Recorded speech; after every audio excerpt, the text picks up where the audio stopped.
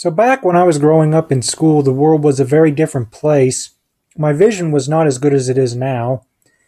Um, and I primarily learned to read using enlarged print, and it was supplemented with Braille in the off chance that um, an event which did end up occurring in high school would happen, and that is that I lost my vision completely temporarily due to an internal retina bleed, and there will always be the chance of that happening again or something similar.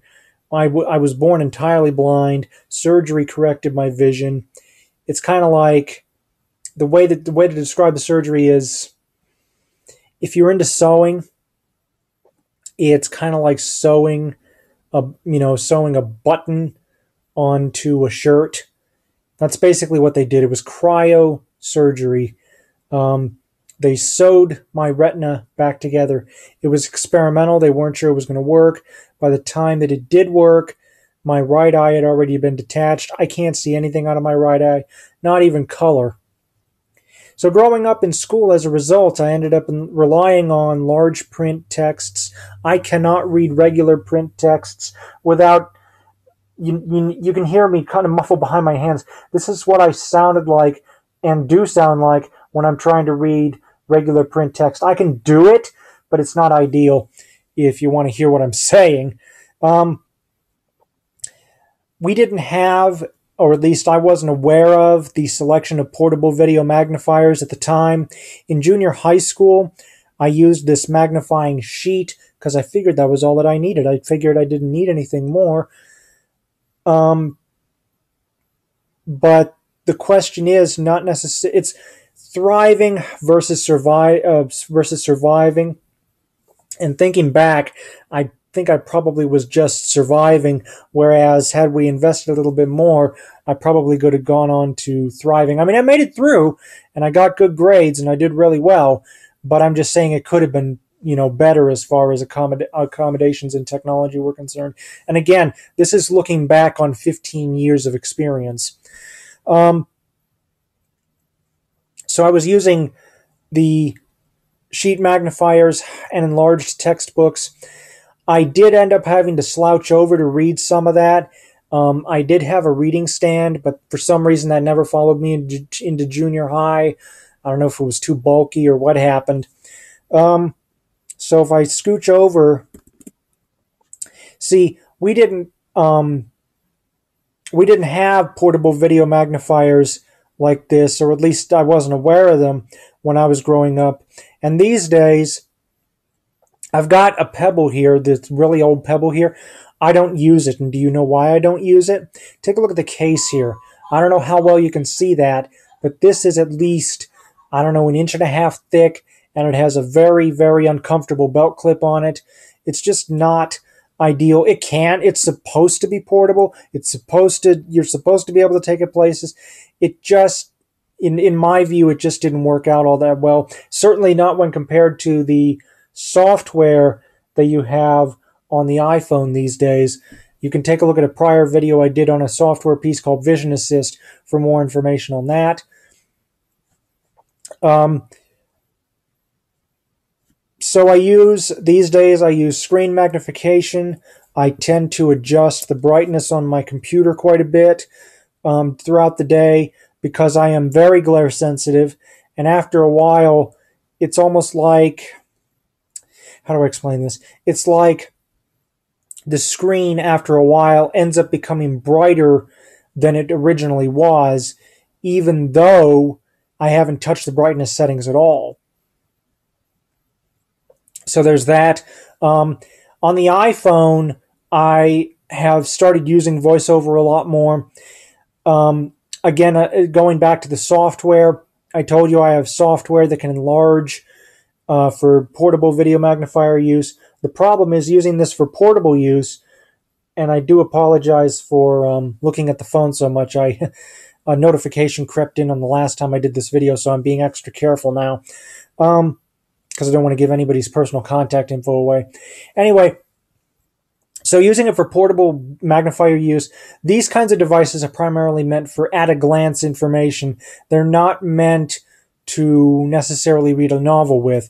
That is where something like this comes in handy. And I did use this in high school and in college to read extensive texts, take tests, but I didn't have one at home. At home, we go back to just putting my book in front of my face.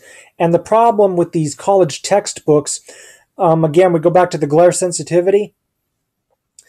The pages were glossy, and it was just a problem. So I ended up using a handheld everyday magnifier, which it worked in a pinch. But again, thinking back, this is almost 10 years ago, and thinking back, I probably would have been better off to check out a portable unit. I just didn't. Again, this technology is not cheap. What you see in front of you is a couple $1,000s, and this portable unit is $695. You can get an unlocked iPhone for $695. So you can see what I'm saying. These days, there's a piece of software that'll replicate the technology for just $4. Again, go to my video called the Value Packed Portable Video Magnifier for more information on that.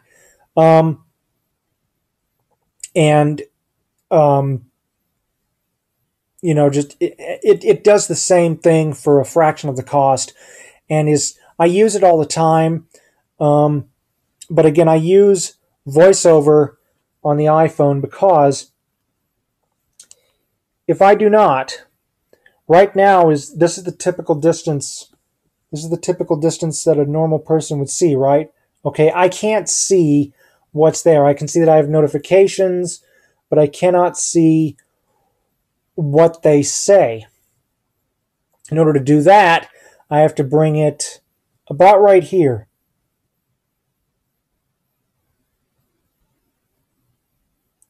So about right here, I can see it just fine.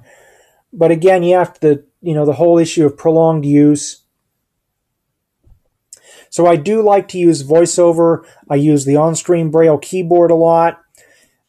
It's just really, really helped. Now, keeping this is an example of the VoiceOver screen reader in action on the iPhone. This little box here called the VoiceOver cursor helps a sighted person and myself to see where I am. Because if I unlock my iPhone and I turn VoiceOver on.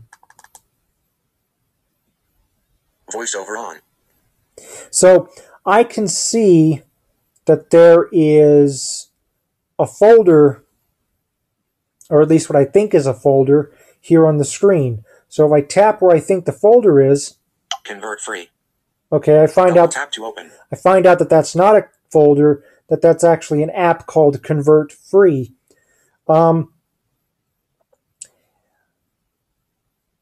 So and furthermore, if I'm looking for, especially if I install something new, a lot of these apps are carryover from prior devices. And again, before VoiceOver came along, I was doing this.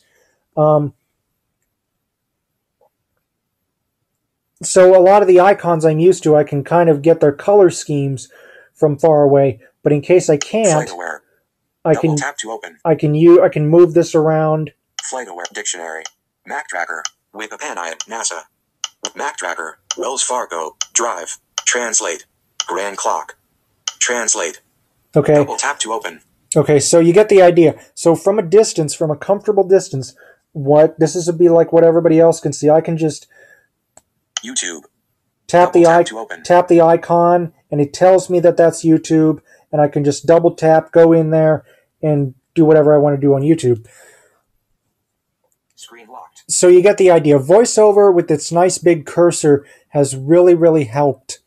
Going back to the fact that I know Braille, and I do enjoy, and I love Braille, but I don't use it every single day. As a result, I'm really up in the air about whether or not to go ahead and invest, because there is an on-screen Braille keyboard on the iOS devices that I've been using, and I've found out that in some cases I can type more efficiently on the on-screen Braille keyboard than I can trying to work with the QWERTY keyboard. Now, I must preface this with the fact that I've been using iOS even without VoiceOver for the last 7 or 8 years. So I've really gotten used to it. But starting out, I remember having problems out the wazoo. Again, because of my depth perception, I kept thinking that my thumb was over a character when it really wasn't. Nowadays, I'm okay. You know, I'm perfectly competent on both the Braille and the QWERTY keyboards. The catch is, in order to effectively type on the QWERTY keyboard, I have to bring the iPhone up close to my face because I have to turn VoiceOver off. Otherwise, it'd be very slow. Other methods I use, are dictation. And when it comes to the landscape keyboard, I just recently started trying to get used to that. Again, I'd have to bring the phone up to my face to use it, which I can do, but I don't know, because of the glare sensitivity and the posture and whatnot, I'm really, really starting to wonder. The problem is, again, because I do not use Braille all the time, I don't see myself getting the investment's worth out of this. What is the investment's worth?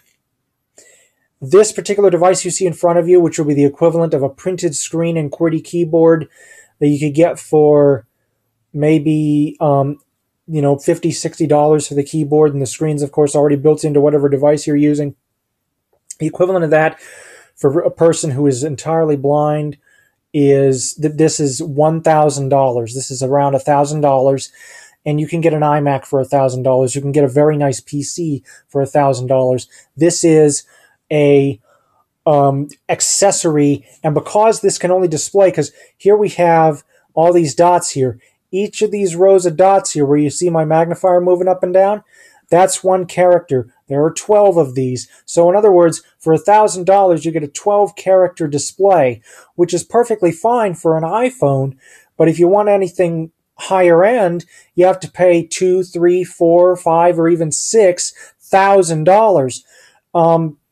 And if I were completely blind, it'd be a no-brainer because I would need to utilize the technology for work. But at the moment, I just don't know. When I go to work, that might change. I don't know what the working conditions are going to be because I'm still looking around.